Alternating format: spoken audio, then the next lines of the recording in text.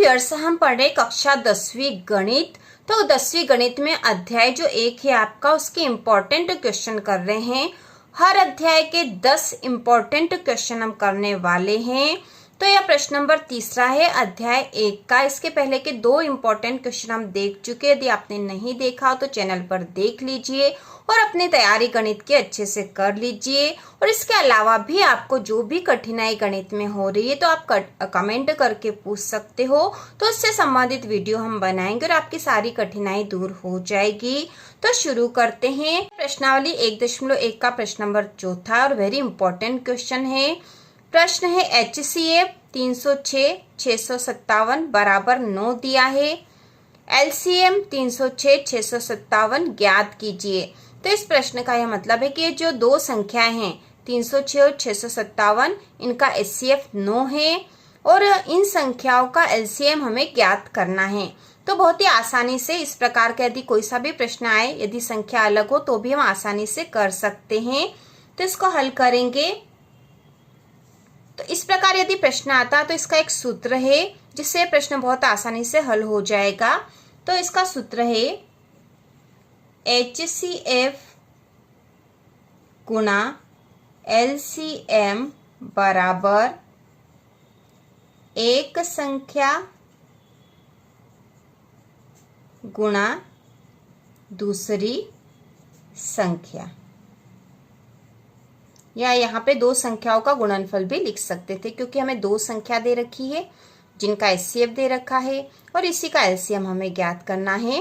तो यदि कोई सी दो संख्याएं हैं तो उनका HCF और LCM का गुणा उन दोनों संख्याओं के गुणा के बराबर होता है, यह सूत्र है। ठीक है, तो यहाँ पे हमें HCF तो दे रखा है, HCF कितना दे रखा है 9, और संख्याएं हमें पता है ये दो संख्या हैं और LCM हमें ज्ञात करना। तो यहाँ पे 3 चीजें हमारे पास है, एक हम ज्ञात कर लेंगे।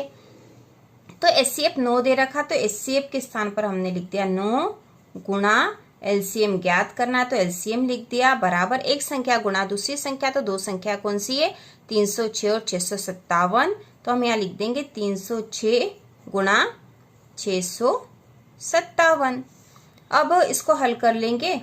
LCM बराबर, क्योंकि ये गुणा में है यहाँ पर 9, तो इसको हम बराबर के उस तरफ ले जाएंगे तो बट्टे में चला जाएगा और हमें LCM ज्ञात करना है। तो LCM हम यहाँ लिख देंगे। तो यहाँ लिख दिया, यहीं पे था ये। इस 9 को हम इधर ले जाएंगे तो यहाँ जो संख्या है 306 गुणा 657 बट्टा 9। अब इसको और हल करेंगे तो LCM बराबर 9 का भाग लगा देंगे यहाँ पे जिसमें भी भाग जाएगा, या फिर हम दोनों का गुणा करके भी फिर 9 का भाग लगा सकते हैं, लेकिन हम पहले ही काट देते जिससे और आसान हो जाएगा। तो 9 का भाग 657 में चला जाएगा। ठीक है, तो 9 एकम 9, 9 का पाड़ा 7 बार बोलेंगे, 9 7 63 होता है।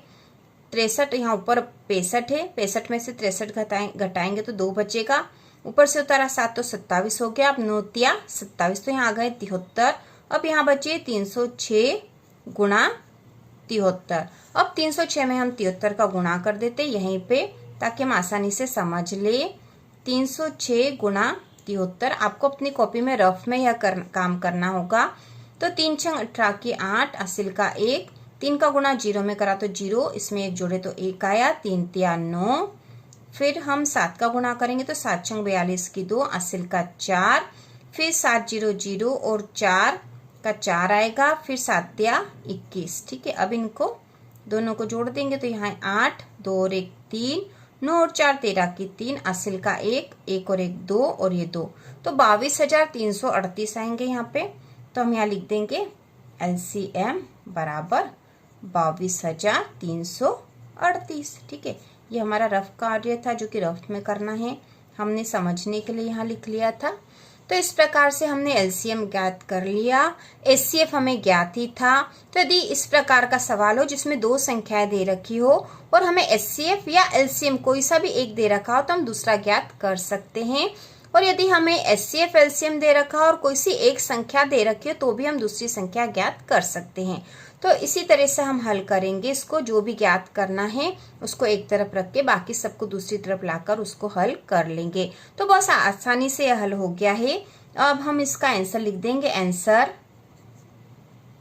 22,338। ठीक है, इस प्रकार से हल हो गया और इम्पोर्टेंट क्वेश्चन है, इम्पोर्टेंट क्वेश्चन ही हम अभी तैयारी कर रहे हैं इसकी। तो इसी प्रकार के और वीडियो देखने के लिए, कक्षा 10वीं की संपूर्ण तैयारी के लिए चैनल को सब्सक्राइब कीजिए।